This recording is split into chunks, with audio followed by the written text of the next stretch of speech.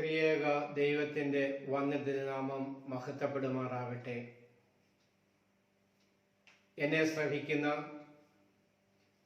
എല്ലാ ഇൻ്റർനെറ്റ് ശ്രോതാക്കൾക്കും അനുഗ്രഹത്തിൻ്റെയും സമാധാനത്തിൻ്റെയും ദൈവകൃപയുടെയും ഐശ്വര്യ സമ്പൂർണമായ ക്രിസ്മസും പുതുവർഷ ആശംസകളും നേരുകയാണ്. ദൈവം അനവധിയായി നമ്മെ എല്ലാവരെയും വാഴ്ത്തി അനുഗ്രഹിക്കട്ടെ എന്ന് പ്രാർത്ഥിക്കുകയാണ്.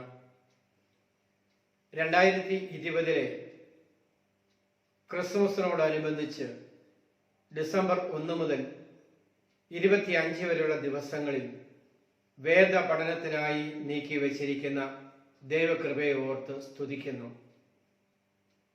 ഇന്ന്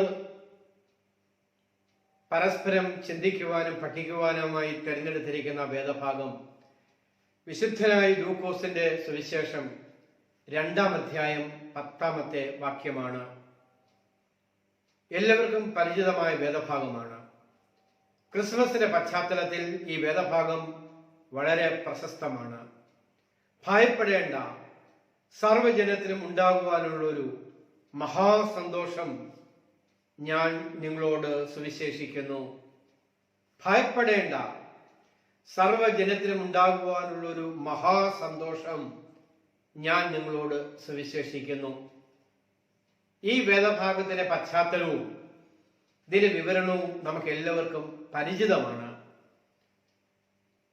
രക്ഷകനെ കാത്ത് നമ്മളെല്ലാം ക്രിസ്മസിൽ കാത്തിരിക്കുകയാണ്.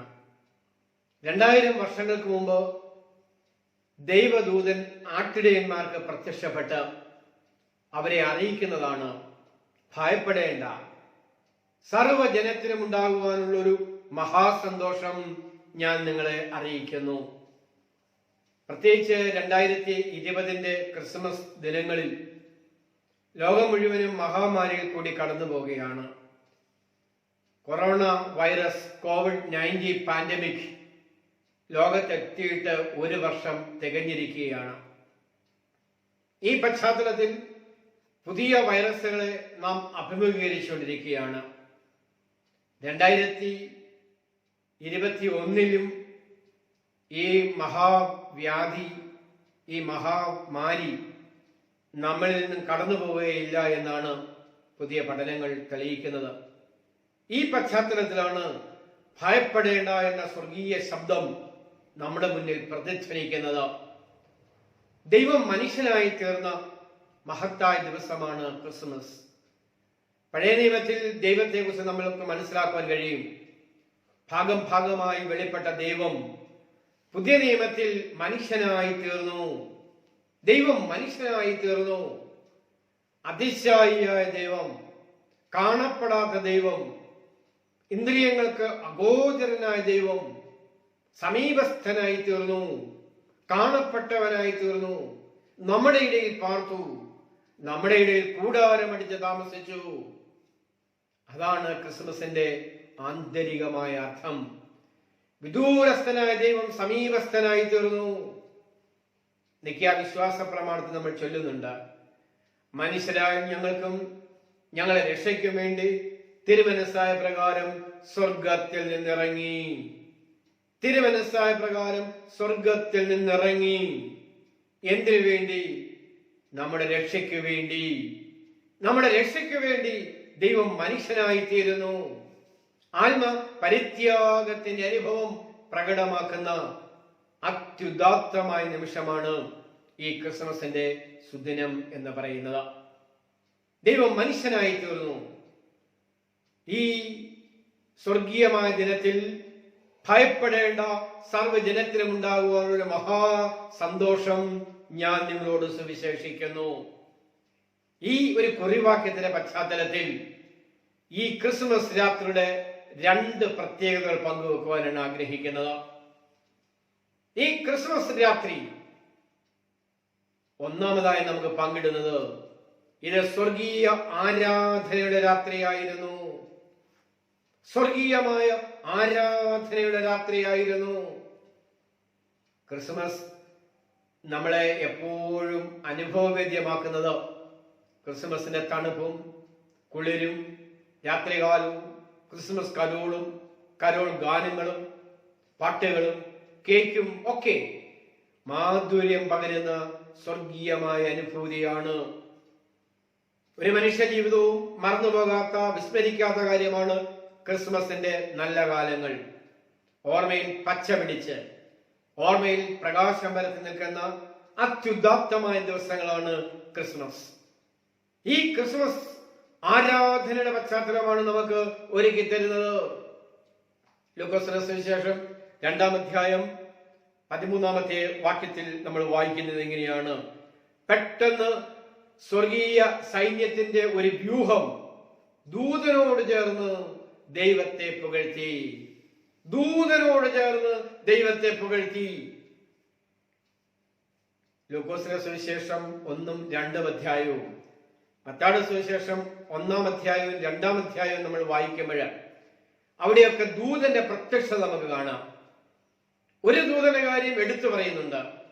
ഗബ്രിയേൽ ദൂതൻ മറിയത്തിന് പ്രത്യക്ഷപ്പെട്ടു.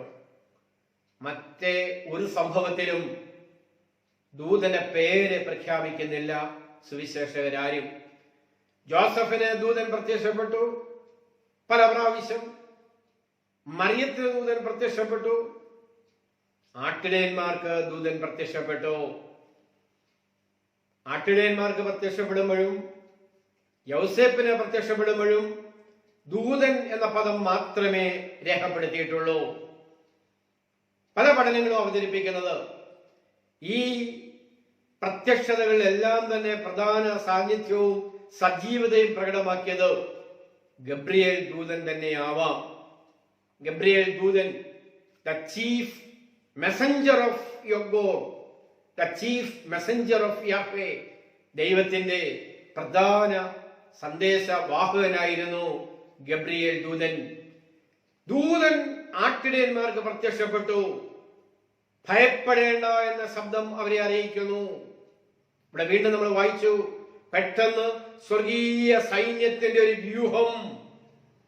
ഒരു ദൂതൻ മാത്രമല്ല, നൂറുകണക്കിന് ആയിരക്കണക്കിന് ദൂതന്മാർ ഒരുമിച്ച് കൂടി വളരെ പെട്ടെന്ന് ദൂതനോട് ചേർന്ന് ദൈവത്തെ സ്തുതിക്കുന്ന ഒരു വ്യൂഹം തന്നെ, ഒരു കൂട്ടം തന്നെ അവിടെ പ്രത്യക്ഷപ്പെടുകയാണ്. ആരാധനയുടെ രാത്രിയാണിത്. ഈ ക്രിസ്മസ് നമ്മൾ ആഘോഷിക്കുമ്പോൾ പലപ്പോഴും നഷ്ടപ്പെട്ടു പോകുന്നത് ആരാധനയുടെ അനുഭവമാണ്. ക്രിസ്മസിന്റെ ഏറ്റവും മഹത്തായ ഗാനം എന്ന് പറയുന്നത് നമുക്കെല്ലാം പരിചിതമാണ്. അത്യുന്നതങ്ങളിൽ ദൈവത്തിന് മഹത്വം, ഭൂമിയിൽ ദൈവപ്രസാദമുള്ള മനുഷ്യർക്ക് സമാധാനം. ഈ വാക്യമാണ് ലൂക്കോസിന്റെ സുവിശേഷം 2-ാം അധ്യായം 14-ാമത്തെ വാക്യത്തിലാണ്. ഇതാണ് സ്വർഗീയമായ ആരാധന.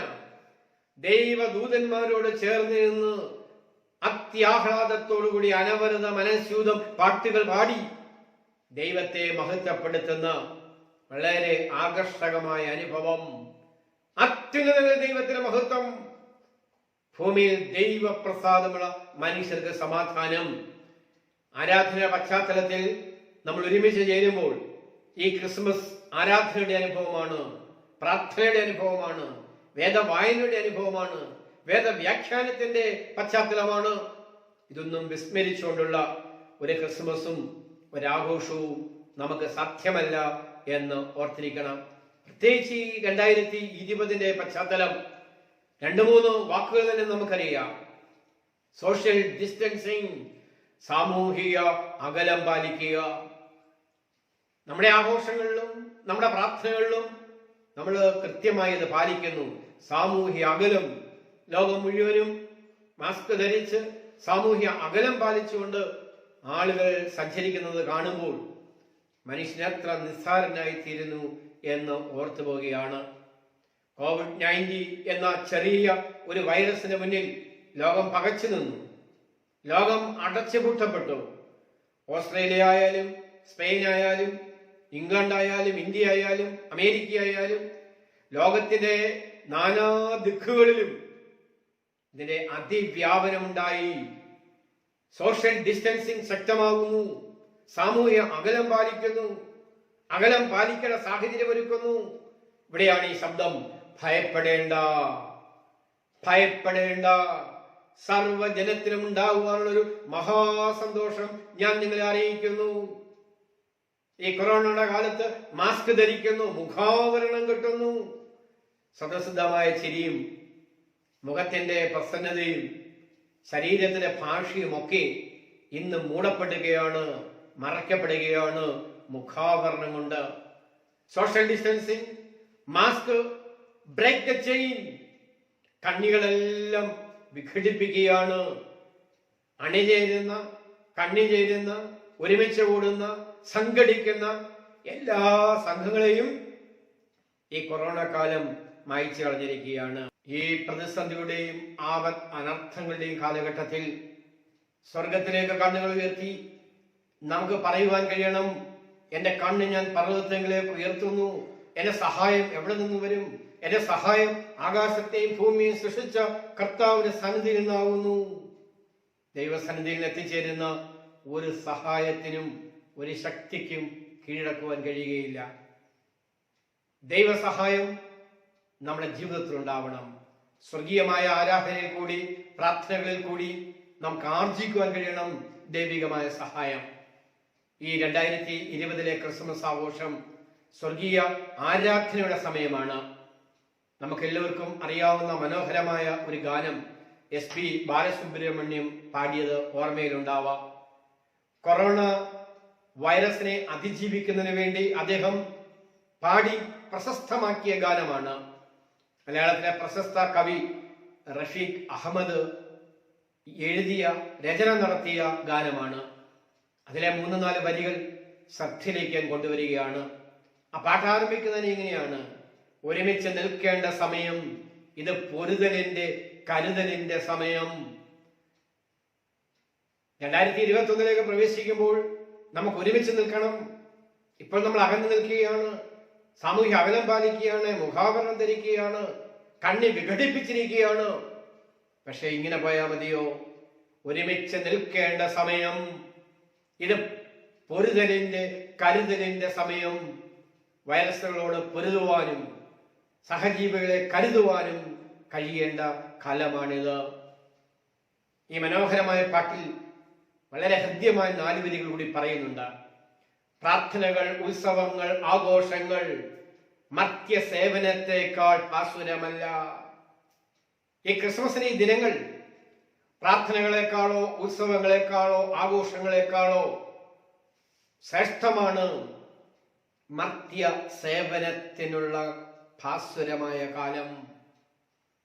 ആരാധനയിൽ കൂടി നമ്മൾ ആർജിക്കുന്നത് മനുഷ്യ സേവനമാണ്. കരങ്ങൾ ഉയർത്തി ദൈവത്തോട് പ്രാർത്ഥിക്കുമ്പോൾ, കരങ്ങൾ നീട്ടി സഹോദരനെ സ്പർശിക്കുവാൻ, വേദനിക്കുന്നവനെ ഏറ്റെടുക്കുവാൻ, മുറിവേറ്റവനെ വെച്ച് കെട്ടുവാനുള്ള സാമൂഹിക പ്രതിബദ്ധതയാണ് നമുക്കുണ്ടാകേണ്ടത്. സ്വർഗീയ ആരാധന എന്ന് പറയുമ്പോൾ പ്രാർത്ഥിച്ച് ആരാധിച്ച് സ്വർഗീയ ആഹ്ലാദവും ആനന്ദവും മാത്രം കണ്ടെത്തുന്ന അനുഭവമല്ല. പ്രാർത്ഥിച്ച് ഭൂമിയിലേക്ക് ഇറങ്ങുവാൻ, മനുഷ്യരുടെ കണ്ണുനീരൊപ്പുവാൻ, അധസ്ഥിതരുടെയും ദുഃഖിതരുടെയും തിരസ്കൃതരുടെയും പക്ഷം ചേരുവാൻ കഴിയുന്ന മനോഹരമായ അനുഭവം. അതുകൊണ്ടാണ് റഫീഖ് അഹമ്മദ് എഴുതിയത്, പ്രാർത്ഥനകൾ, ഉത്സവങ്ങൾ, ആഘോഷങ്ങൾ മർത്യ സേവനത്തെക്കാൾ ഭാസുരമല്ല. മനുഷ്യന്റെ സേവനത്തെ ഭാസുരമാക്കുന്നത് വളരെ പ്രധാനപ്പെട്ടതാണ്. അടുത്ത 2 വഴിയിലൂടെ ശ്രദ്ധിക്കണം. 21 നമ്മൾ പ്രവേശിക്കുകയാണ്.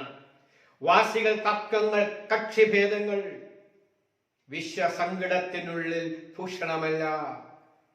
കവി ഭാവനാത്മകമായിട്ട് എഴുതുകയാണ്, ഈ കൊറോണ കാലം എന്ന് പറയുന്നത് വിശ്വസങ്കടത്തിന്റെ കാലമാണ്.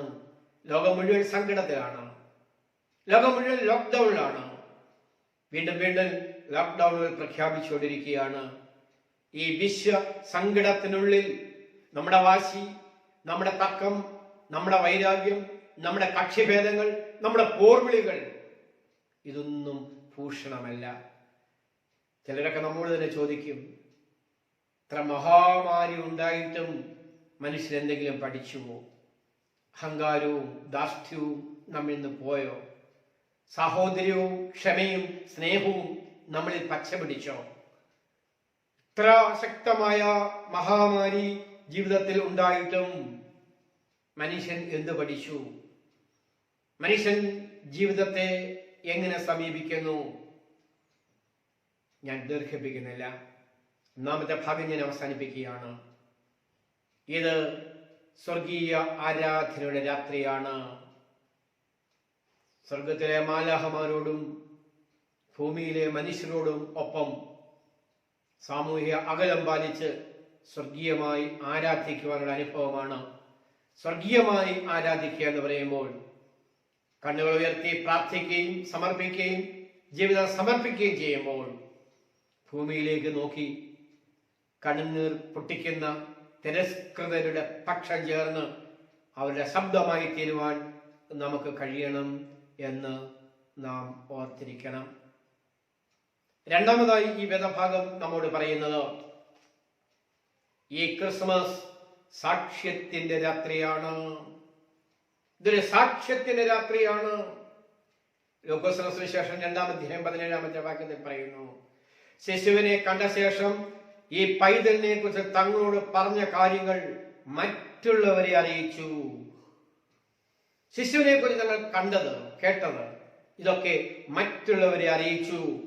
ഇതൊരു സാക്ഷ്യത്തിന്റെ രാത്രിയാണ്.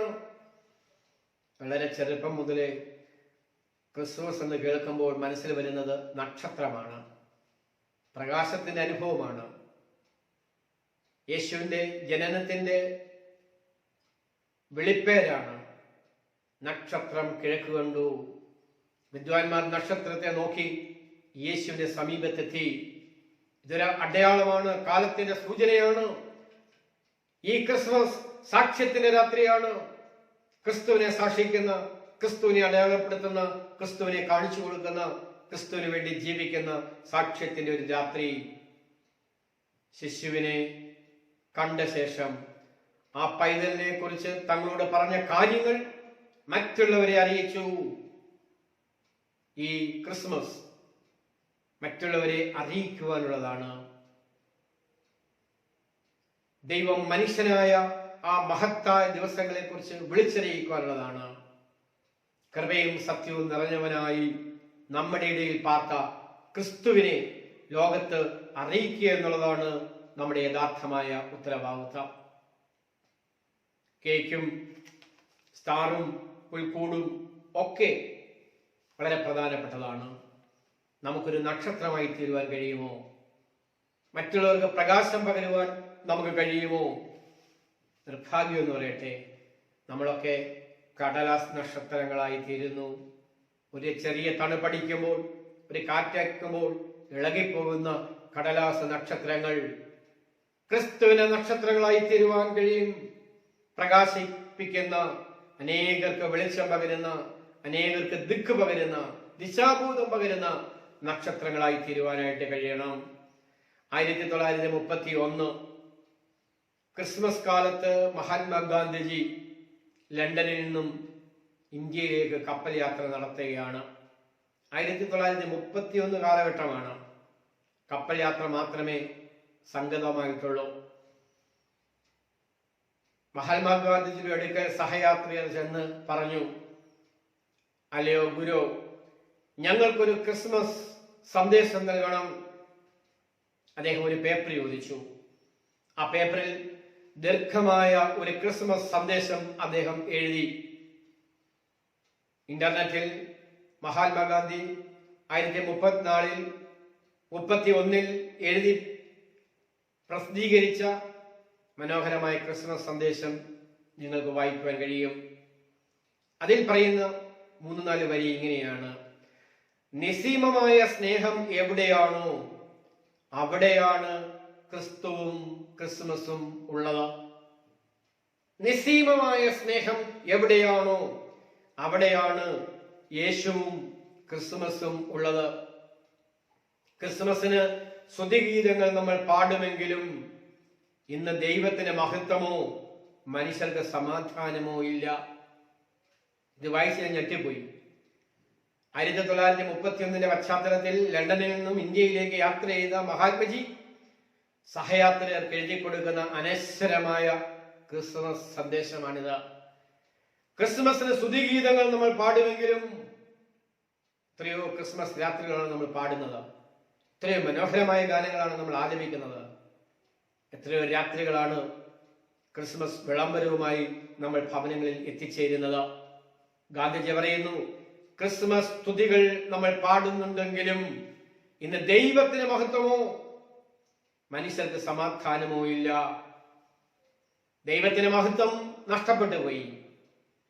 വായുകൊണ്ട് നമ്മൾ ഏറ്റു പറയുന്നെങ്കിലും യഥാർത്ഥമായ മഹത്വം നഷ്ടപ്പെട്ടു പോകുന്നു. മനുഷ്യർക്ക് സമാധാനം പോകുന്നു. രാജ്യങ്ങൾ തമ്മിൽ കലഹിക്കുന്നു, മനുഷ്യർ തമ്മിൽ കലഹിക്കുന്നു, സംസ്കാരങ്ങൾ തമ്മിൽ കലഹിക്കുന്നു, സഭകൾ തമ്മിൽ കലഹിക്കുന്നു.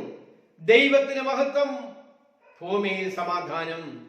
യഥാർത്ഥമായ സ്തുതികളും യഥാർത്ഥമായ സമാധാനവും നഷ്ടപ്പെട്ടു പോകുന്ന പശ്ചാത്തലത്തിലാണ് 2020 ക്രിസ്മസ് നമ്മൾ ആഘോഷിക്കുന്നത്.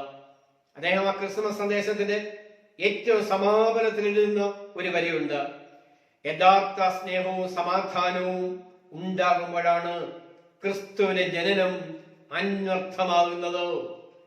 അതാണ് സാക്ഷ്യത്തിന്റെ അടയാളം, അതാണ് സാക്ഷ്യത്തിന്റെ രാത്രി, അതാണ് ക്രിസ്മസ് രാത്രി. യഥാർത്ഥമായ സ്നേഹവും യഥാർത്ഥമായ സമാധാനവും എവിടെ ഉണ്ടാകുന്നു, എപ്പോഴുണ്ടാകുന്നു, അവിടെയാണ് ക്രിസ്തുവിന്റെ ജനനം അർത്ഥപൂർണമാകുന്നത്. ഈ ക്രിസ്മസ് സാക്ഷ്യത്തിന്റെ രാത്രിയാണ്. ഈ ക്രിസ്മസ് വലിയ സന്ദേശം നമുക്ക് പകരുന്നത് ഞാൻ പറയും 3 വാക്കുകളിലാണ്: സ്നേഹം, സന്തോഷം, സമാധാനം. Love, Joy and piece. എവിടെ സ്നേഹമുണ്ടോ അവിടെ സന്തോഷമുണ്ടായിരിക്കും. എവിടെ സ്നേഹവും സന്തോഷവും ഉണ്ടാകുന്നു അവിടെ യഥാർത്ഥമായ സമാധാനം ഉണ്ടായിരിക്കും.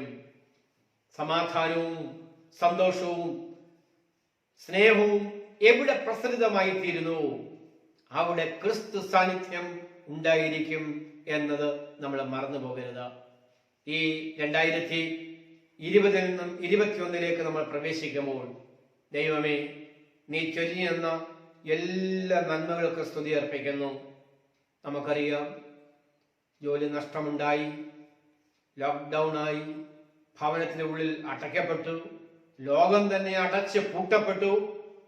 നമ്മുടെ പണ്ഡിതന്മാർ പറഞ്ഞത് 2020 ഒരു 0 ഇയർ ആണ്. ഒന്നും ചെയ്യുവാൻ കഴിയാത്ത ഒരു 0 ഇയർ.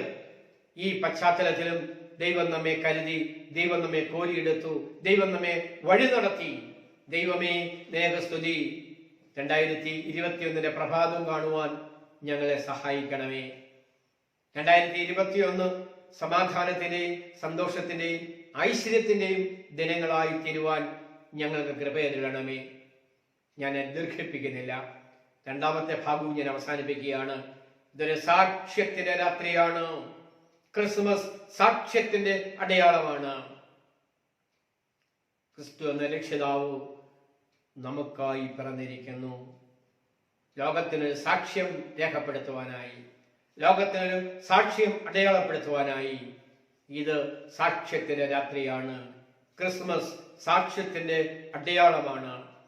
ഈ ശിശുവിനെ നമുക്ക് സ്വീകരിക്കാം, ഈ ശിശുവിനെ ഹൃദയത്തിൽ വഹിക്കാം, ഈ ശിശുവിന്റെ സന്ദേശം ലോകത്തോട് പ്രഖ്യാപിക്കാം. ക്രിസ്തു എന്ന രക്ഷിതാവ് നമുക്കായി പിറന്നിരിക്കുന്നു. നമുക്ക് സ്വർഗീയ ആരാധനയുടെ പശ്ചാത്തലത്തിൽ ദൈവം മനുഷ്യനായി തീർന്ന ഈ മഹാസംഭവം ഇത് ലോകത്തിന് വെളിപ്പെടുത്താം. അതുകൊണ്ട് ക്രിസ്മസ് ഒരു വെളിച്ചത്തിന്റെ ഉത്സവമാണ്. ക്രിസ്മസ് സാക്ഷ്യത്തിന്റെ ഉത്സവമാണ്. ക്രിസ്മസ് സമാധാനത്തിന്റെ ഉത്സവമാണ്. 2 ചെറിയ ആശയങ്ങളാണ് ഞാൻ പങ്കിട്ടത്. ക്രിസ്മസ് സ്വർഗീയ ആരാധനയുടെ രാത്രിയാണ്. നമുക്ക് ആരാധിക്കാം, കണ്ണുകൾ ഉയർത്തി ദൈവത്തോട് പ്രാർത്ഥിക്കാം, ലോകത്തിന് വേണ്ടി പ്രാർത്ഥിക്കാം. പ്രാർത്ഥനയുടെ സമാപനത്തിൽ ഭൂമിയിലേക്ക് നോക്കാം. നന്മ നിറഞ്ഞ മനുഷ്യരെ കണ്ടെത്താം, നന്മ നിറഞ്ഞ മനുഷ്യരായി തീരാം. അത്യുന്നതങ്ങളിൽ ദൈവത്തിന്റെ മഹത്വം, ഭൂമിയിൽ ദൈവപ്രസാദമുള്ള മനുഷ്യർക്ക് സമാധാനം. ദൈവമേ, നന്മയുള്ള മനുഷ്യനാക്കി തീർക്കണമേ. ദൈവത്തിന് ഹിതം അനുഷ്ഠിക്കുന്ന മനുഷ്യനാക്കി തീർക്കണമേ. ദൈവപ്രസാദമുള്ള മനുഷ്യരായി ഞങ്ങളെ ആക്കി തീർക്കണമേ. 2ാമത് നമ്മൾ പങ്കുവച്ചത് ക്രിസ്മസ് സാക്ഷ്യത്തിന്റെ രാത്രിയാണ്. ക്രിസ്തുവിനെ അടയാളപ്പെടുത്തുന്ന, ക്രിസ്തുവിനെ രേഖപ്പെടുത്തുന്ന, ക്രിസ്തുവിനെ സാക്ഷിക്കുന്ന മഹത്തായ രാത്രിയാണ്. സമാധാനവും സ്നേഹവും സന്തോഷവും എവിടെ പ്രസരിതമായിത്തീരുന്നു അവിടെ ക്രിസ്തു സാന്നിധ്യമുണ്ട്. ക്രിസ്തു സാന്നിധ്യം ഈ കൊറോണ കാലത്തും നമ്മൾ തിരിച്ചറിയുന്നതുകൊണ്ടാണ് ഈ അതിജീവനത്തിന്റെ പാഠം നമ്മൾ ഉൾക്കൊണ്ടിരിക്കുന്നത്.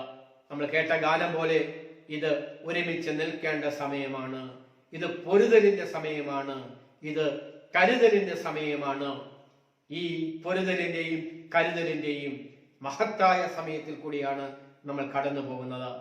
2020 നിന്നും 2021 സഞ്ചരിക്കുമ്പോൾ നമുക്ക് മഹാവ്യാധിക്കെതിരെ പൊരുതാം.